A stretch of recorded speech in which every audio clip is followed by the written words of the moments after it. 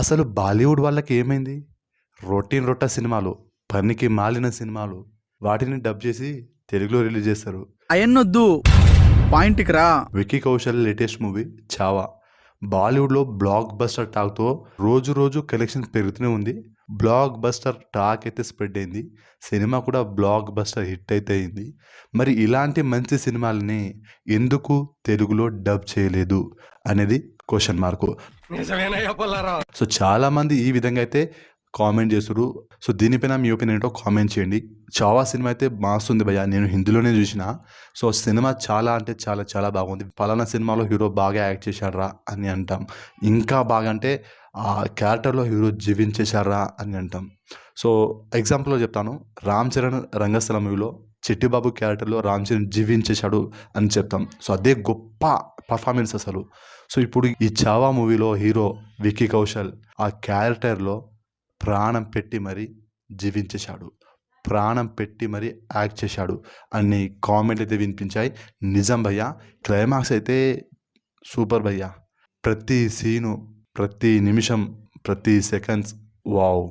చెప్పడానికి సింపుల్గా వావ్ అంటున్నా, కానీ థియేటర్లో నాకు గూస్ బంప్స్ వచ్చినాయి ఎమోషనల్గా. అండ్ చాలా అంటే చాలా బాగుంది. క్లైమాక్స్ మాత్రం తోప్ భయ్యా. సాంగ్స్ బాగున్నాయి, బ్యాక్గ్రౌండ్ మ్యూజిక్ బాగుంది. సినిమా అయితే అదిరిపోయింది. చూడని వాళ్ళు అసలు మిస్ చేసుకోకండి. ఇలాంటి మూవీ మళ్ళీ రాదు. మెయిన్గా చెప్పాలంటే బాలీవుడ్లో చాలా రేర్. చాలా కాలం తర్వాత ఒక మంచి సినిమా అయితే చూశాను నేను బాలీవుడ్లో. బాలీవుడ్ మూవీస్లలో ది బెస్ట్ మూవీ రీసెంట్ టైంలో ఈ 'చావా' మూవీ. అండ్ చాలా కాలం అయింది. సో చాలా కాలం తర్వాత, చాలా ఏళ్ల తర్వాత ఒక మంచి మూవీ అయితే తీసుకురావడం జరిగింది. ప్రజెంట్ బాలీవుడ్ పరిస్థితి బాగలేదన్నారు, కానీ 'చావా' మూవీతో మంచి కంబ్యాక్ అయ్యారని చెప్పొచ్చు బాలీవుడ్. సో మాస్ ఉంది భయ్యా సినిమా. ఇంక చూసిన వాళ్ళు మీకు ఎలా అనిపించింది, మీ ఎక్స్పీరియన్స్ని డెఫినెట్గా కామెంట్ అయితే చేయండి.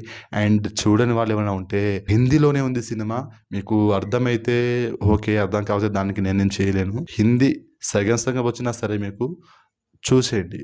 మరి తెలుగులో డబ్ ఎప్పుడు చేస్తారు బ్రో అని మీరు నన్ను అడగొచ్చు. అది నాకు తెలియదు, ఎలాంటి అప్డేట్ అయితే రాలేదు. మరి తెలుగులో డబ్ చేసి రిలీజ్ చేస్తారా, మరి డైరెక్ట్గా ఓటీటీలోనే తెలుగు డబ్బింగ్ వెర్షన్లో ఉంటుందా అనేది మరి కొద్ది రోజుల్లో తెలుస్తుంది మనకు. సో ప్రజెంట్ అయితే డబ్ చేయలేము. మరి ఈ టైంలో డబ్ చేస్తే మాత్రం మాస్ ఉంటుంది. సినిమా పైన మంచి హైప్ ఉంది.